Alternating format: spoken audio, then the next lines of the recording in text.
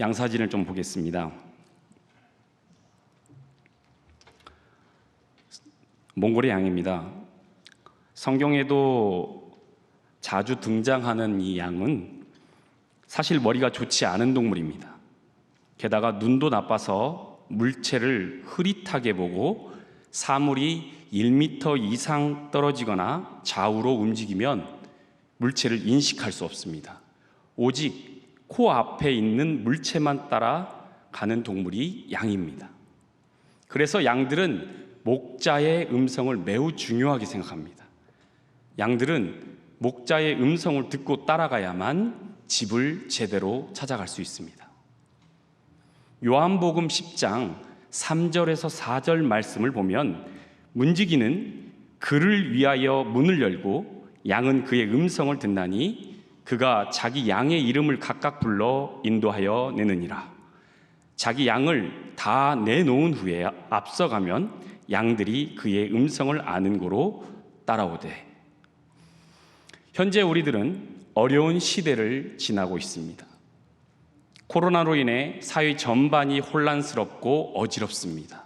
또한 혹시나 하는 두려움 속에 살고 있습니다. 그로 인해 삶의 형태, 변화들이 많이 달라졌습니다. 교회뿐만 아니라 선교의 현장도 어려움이 많습니다.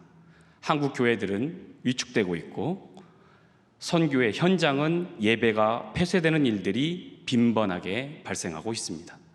저와 같은 수많은 선교사들이 선교의 현장에 돌아가고 싶으나 하늘길이 막혀 들어갈 수 없는 상황이기도 합니다.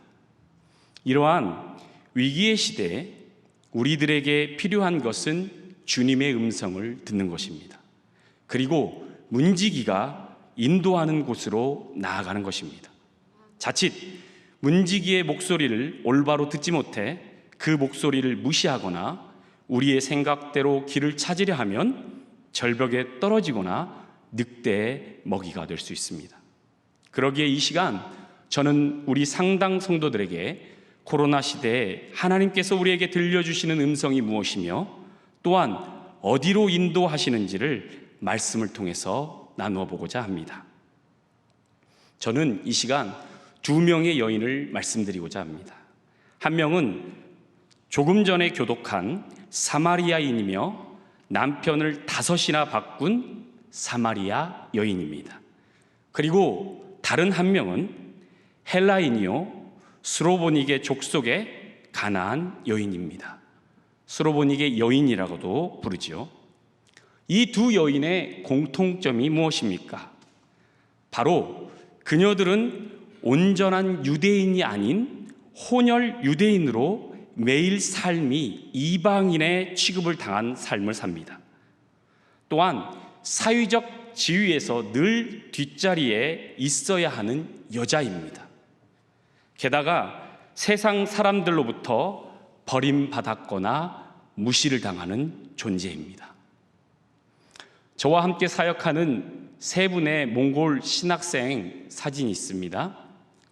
한 분은 투메라는 전도사님이고 한 분은 다시카라는 전도사님이고 한 분은 카자흐스탄 아이볼러트라는 전도사님입니다. 주님께서 이들을 잘 키워주셔서 너무 늘 감사하게 생각하고 있습니다. 여러분, 이 3 신학생들도 앞에 2 여인과 같은 환경을 가지고 있었습니다.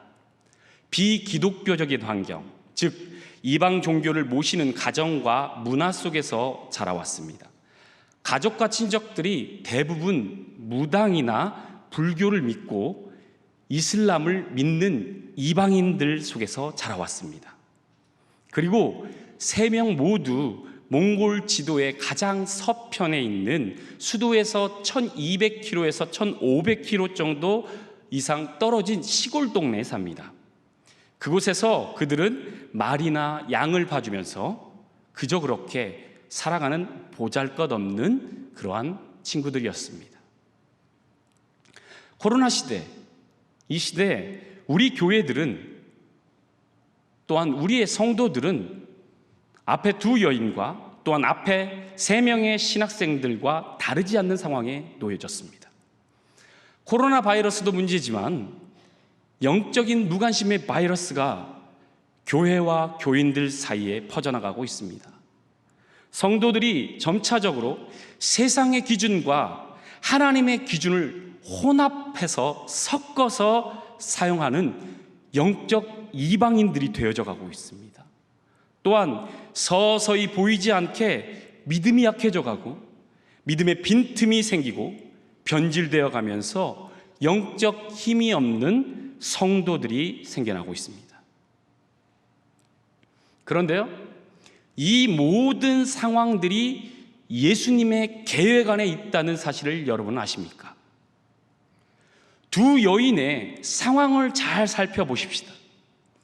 그 상황은 예수님이 그녀들을 직접 찾아가 만나기 위해서 예수님께서 목적과 계획을 가지고 계셨다는 이야기입니다.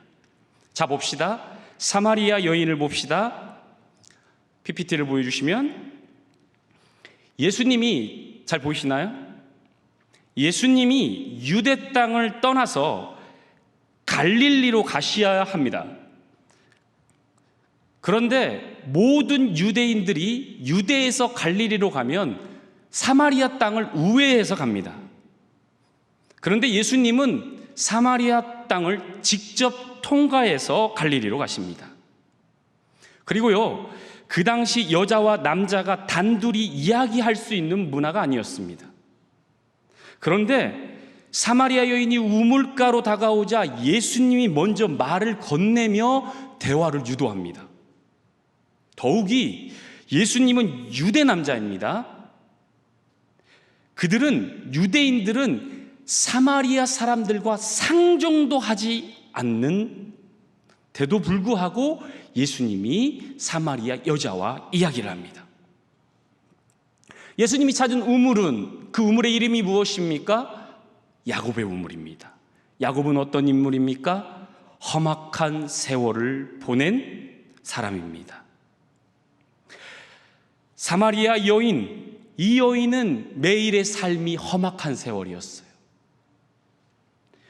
이 험악한 세월을 보내고 있는 사마리아 여인을 예수님은 만나주시고 싶은 계획을 가지고 계셨죠. 내적 고통으로 울고 있는 여인을 직접 찾아가 만나실 계획을 이미 가지고 계셨던 겁니다. 가나안 여인도 봅시다. 마가복음 7장 24절을 예수께서 일어나사 거기를 떠나 두로 지방으로 가서, 예수님께서 일어나셔서 거기를 떠나서 두로라는 지방으로 갑니다. 그 다음 장입니다. 여기서 거기는 거기는 예루살렘입니다. 예루살렘.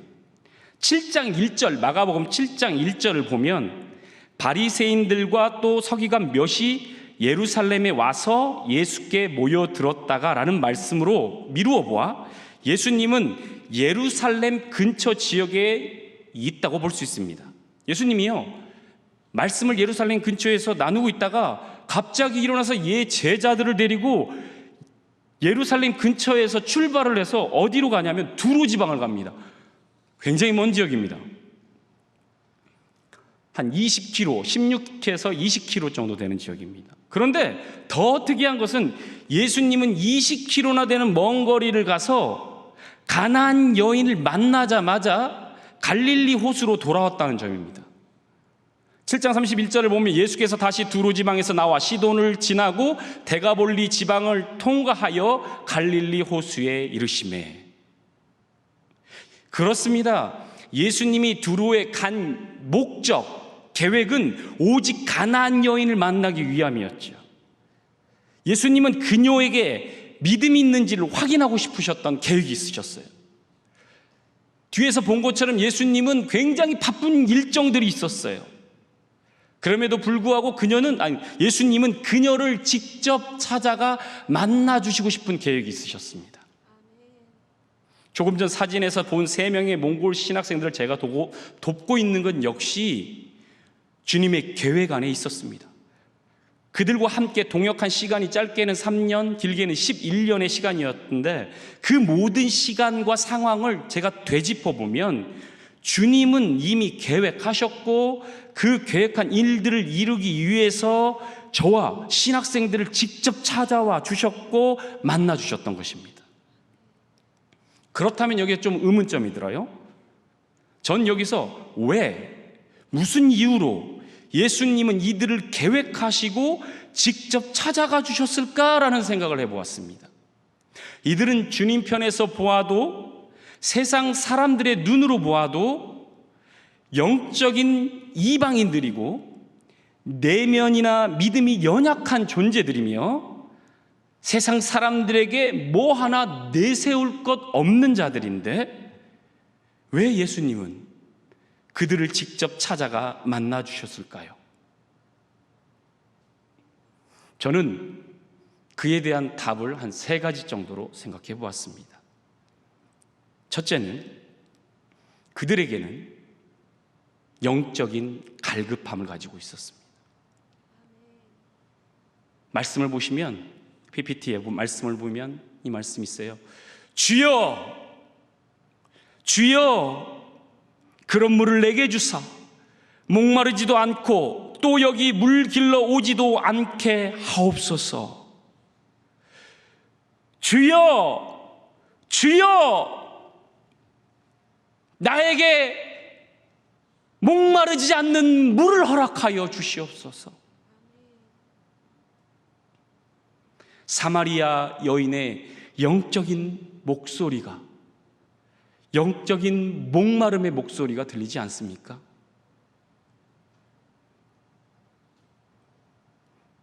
마태복음 15장 22절에 가나안 여자 하나가 그 지경에 나와서 소리질러 이르되, 주 다윗의 자손이여, 주 다윗의 자손이여, 나를 불쌍히 여기소서, 나를 불쌍히 여기소서. 가나안 여인의 영적인 절규의 소리가 들리지 않습니까? 우리 몽골 신학생 중에 카자긴 아이볼러트라는 전도사가 있습니다. 이 친구는요, 몽골에서 카자흐스탄 사람들을 모아놓고 목회를 합니다. 울란바토르에서 차로 한 1시간 반, 2시간 정도 걸리는 곳에서 게르라는 천막에서 카자흐 사람들을 모아놓고 예배를 드립니다. 지금은 작년 9월에 저 옆에 보면 이렇게 저렇게 멋지게 교회를 건축했습니다. 한 번은 이 친구가 저에게 와서 말을 하는 거예요. 추운 겨울에 자신이 타고 다니는 차가 고장이 났다고. 그런데 주일까지 차를 못 고친다는 거예요. 그리고 차를 고치느라고 돈을 다 써서 버스나 기차를 타고 그 예배 장소 그 게르에 갈 수가 없다는 거예요. 그래서 본인이 기도를 했대요. 어떡하나. 영하 10도, 밖에는 영하 10도에서 15도 정도 되는 거리를 토요일 날 아침에 걷기 시작한 거예요. 그래서 밤 10시에 도착을 했어요. 그리고 그 다음 날 6명이 모여서 예배를 드렸어요. 그러면서 저에게 웃으면서, 목사님, 그렇게 예배 드리려다가 죽을 뻔했어요. 그래서 웃으면서 얘기를 하더라고요. 근데 그 웃음 속에서 저는 그 카자흐스탄 아이볼러트 전도사님의 예배에 대한 간절함을, 그 갈급함을 느낄 수가 있었어요. 여러분, 우리는 어느 순간부터 성령 충만을 간절히 구했던 그 갈급함이 사라지지는 않았습니까? 간절히 찬양했던 그 찬양의 갈급함이 사라지지는 않았습니까? 코로나로 인해서 우리의 예배가 무기력해지거나 또한 나태해지지는 않았습니까? 우리 한국 기독교 역사를 되짚어보면 영적 대부흥의 시대는 영적인 목마름을 주님께 부르짖던 때였습니다. 간절히 나의 부족함을 내어놓고 회개하던 그때가 우리 한국교회를 새롭게 만들었어요. 한 영혼, 한 가정의 회복과 교회의 소망을 위해 눈물을 흘리며 무릎으로 통회하던 그때 놀라운 치유와 기적의 회복들, 역사들이 일어났어요. 아멘. 사랑하는 성도 여러분, 코로나로 인해서 어지러운 이 시대에 새 회복과 새 소망은 영적인 갈급함, 영적인 목마름을 주님께 구할 때 시작이 됩니다. 둘째는 그들은 영적인 자리를 지켰습니다. 몇 년 전 제가 선교지에서 은퇴하시는 선교사님에게 질문을 한 적이 있습니다. 선교사님, 어떤 선교사가요 선교를 잘하는 선교사입니까? 선교사님은 한 30년 선교를 하셨잖아요. 그러니까 후배에게 좀 말씀 좀 해주세요. 그러더니 선교사님이 한참을 생각하시더니 저를 이렇게 빤히 쳐다보시면서 선교를 잘하는 선교사는요 자리를 잘 지키는 선교사입니다. 여러분, 어떤 교인이 좋은 교인입니까? 예배의 자리, 가정의 자리, 삶의 자리를 잘 지키는 교인입니다. 특별히 좋은 성도는요 성령 하나님이 역사하는 자리를 잘 지키는 자입니다. 성령 하나님이 함께 하시는 자리를 굳건히 지키는 자가 좋은 성도예요. 예수님께서 사마리아 여인에게 물을 달라 청했을 때 그녀가 만약에 낯선 남자인 예수님의 청을 무시하고 그 자리를 피하였다면 그녀의 삶은 어떻게 됐겠습니까? 예수님께서 가나안 여인에게 자녀의 떡을 취하여 개들에게 던짐이 마땅하다라는 말씀을 하셨을 때 만일 그 이야기를 들은 그 가나안 여인이 기분이 상해서 나하고 어떻게 나에게 이런 말씀을 할 수가 있지? 선한 예수님이라면서 선지자라면서 어떻게 이런 독한 말을 나에게 할 수 있지? 라고 생각해서 그 역사의 자리를 떠났다고 한다면 그 가나안 여인과 그녀의 딸은 어떤 삶을 살아가고 있겠습니까? 여러분, 예수님이 계신 자리를 떠나서는 안 됩니다. 특별히 코로나 때문에 믿음의 자리를 떠나서는 안 됩니다. 예배의 자리로 돌아와야 합니다. 살아 역사하시는 성령님이 함께하는 예배의 자리를 떠나서도 또한 그 예배의 자리를 가볍게 여겨서도 안 됩니다. 온라인의 예배되었든 오프라인의 예배가 되었든 모든 예배를 귀하게, 모든 예배를 정말 성령 하나님이 계시는 듯한 계신다 믿음으로 그 예배의 자리를 지키셔야 합니다. 아멘. 사단은요 성도들에게 타협을 요구합니다. 편안함을 무기로 영적인 게으름과 나태함을 주려고 합니다. 사실요 믿음 생활 불편합니다. 기도도 힘든데 기도의 시간을 정해놓고 기도한다는 거, 중보한다는 거, 말씀을 읽기도 힘든데 큐티나 통독을 해야 한다는 거, 예배를 드리는 것도 힘든데 가정의 예배, 새벽의 예배를 드려야 한다는 것, 모두 불편하고 힘든 일입니다. 사단은 여러분에게 이야기해요. 우리 몽골 성도들에게 늘 이야기해요. 눈이 없고 영하 30도, 40도야. 오늘은 좀 쉬어도 돼.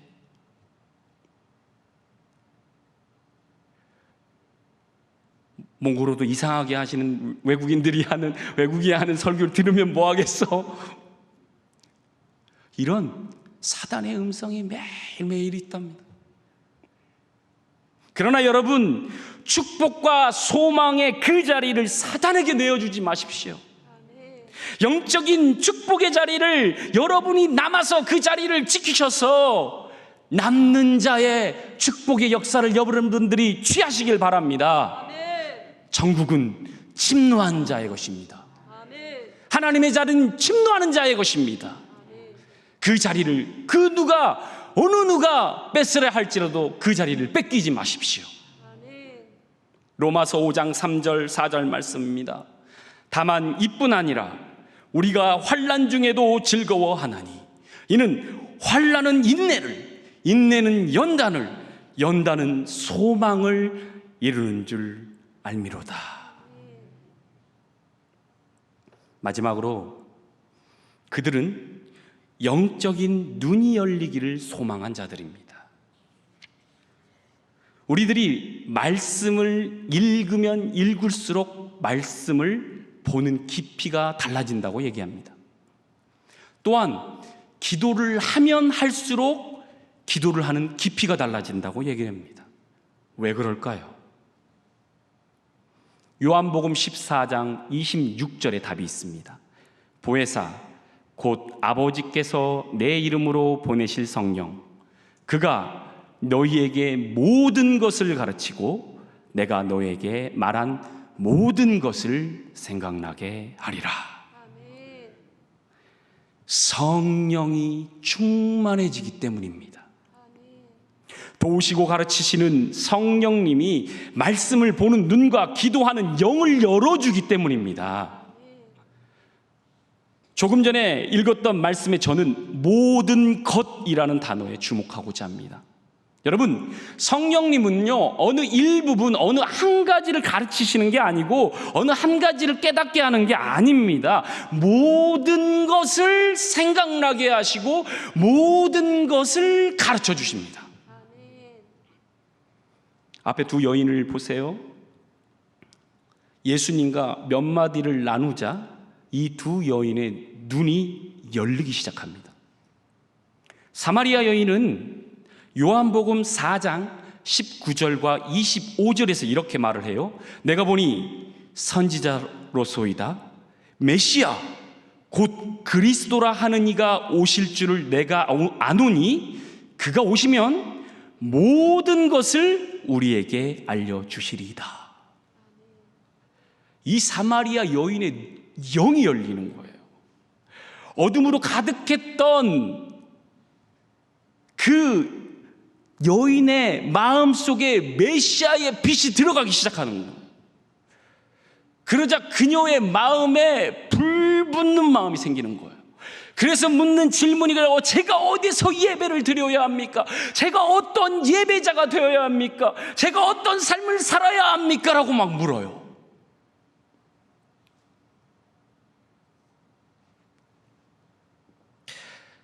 요한복음 4장 39절 보세요.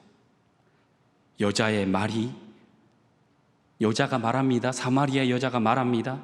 내가 행한 모든 것을 그가 내게 말하였다 증언하므로 그 동네 중에 많은 사마리아인이 예수를 믿는지라. 아멘. 사마리아 여인 안에 메시아의 빛이 들어가자 영적 눈이 열리고 영적 눈이 열리자 자신의 삶의 목적을 찾은 거예요. 그 메시아를 동네에 들어가서 증언하기 시작하는 거예요.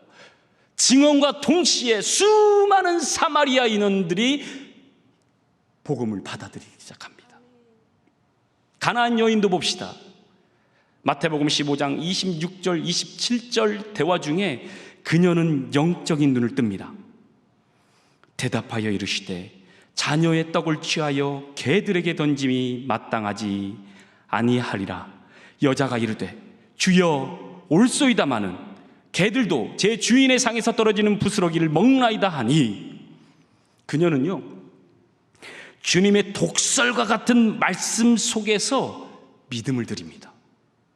철저히 낮아진 순종의 모습을 보여줍니다. 어떻게 이런 일이 가능합니까? 그녀가 영적인 눈이 띄어졌기 때문입니다. 성령 하나님께서 그녀의 마음을 이끌어 주셨고 그녀가 예수 그리스도에게 어떤 말을 해야 할지 생각나게 하셨고 가르쳐 주셨던 것입니다. 사실 저도 선교에 많은 일들을 할 때 저도 모르게 저의 입에서 성령님이 가르쳐 주신 이야기를 할 때가 많아요. 말을 하면서 특별히 몽골어를 막 하면서 왜 내가 이 말을 하고 있지라고 말할 때가 많아요. 동사무소와 구청에 가서 교회 허가를 연장을 받을 때마다 너무나 두렵고 떨립니다. 또 가야 하는구나. 또 저 관료들을 만나서 어떡하지 하면서 가요. 그러면서 준비를 많이 해요. 그런데 앞에 서서 하는 말은 전혀 다른 말을 하고 있는 거예요. 성령 하나님이 주는 담대함으로 막 이야기를 하는 거예요. 생각나게 하시고 가르쳐 주셨어요. 그럴 때 놀라운 기적들이 일어납니다. 28절 보세요. 이에 예수께서 대답하여 이르시되 여자여 내 믿음이 크도다. 내 소원대로 되리라 하시니 그때로부터 그의 딸이 나으니라. 아멘. 사랑하는 성도 여러분, 영적인 눈을 떠야 합니다. 세상의 눈으로 주님을 바라보지 마십시오. 영적인 눈으로 주님을 바라보아야만 합니다. 그때 세상을 올바로 볼 수 있고 주님이 주시는 정확한 답을 찾을 수 있습니다. 요한복음 14장 17절 말씀입니다. 그는 진리의 영이라 세상은 능히 그를 받지 못하나니 이는 그를 보지도 못하고 알지도 못함이라. 그러나 너희는 그를 아나니 그는 너희와 함께 거하심이요 또 너희 속에 계시겠습니다. 아멘. 이제 말씀을 마치려 합니다. 한 달 전에 읽은 존 비비어 목사님의 책 속에 나오는 예화입니다. 한 예비 신랑과 예비 신부가 있었습니다. 결혼 한 달 전에 예비 신부가 예비 신랑에게 부탁을 합니다. 자기야 내가 한 가지 부탁이 있어. 죄송합니다, 남자 목소리라서. 결혼 전에 내가 다른 남자와 며칠만 같이 보낼 수 있게 해줘. 그 이야기를 들은 예비 신랑은 정색을 합니다. 무슨 말도 안 되는 소리야. 그러자 예비 신부가 그럼 딱 하루만 다른 남자랑 여행 갈 수 있게 해줘. 이번에는 더 격노해서 신랑은 안 돼! 말도 꺼내지 마! 단번에 거절합니다.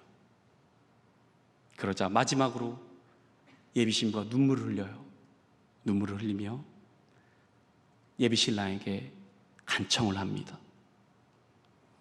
자기야, 그러면 딱 1시간만 저기 멋진 남자하고 1시간만 잠자리만 할게.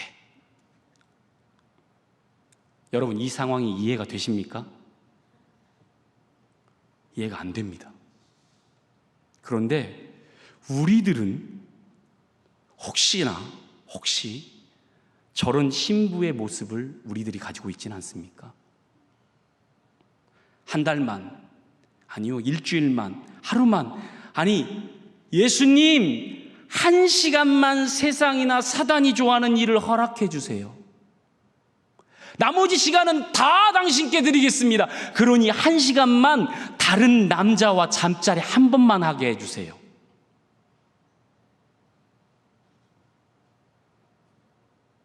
우리는 너무나 종종 신랑을 난처하게 만드는 경우가 많습니다.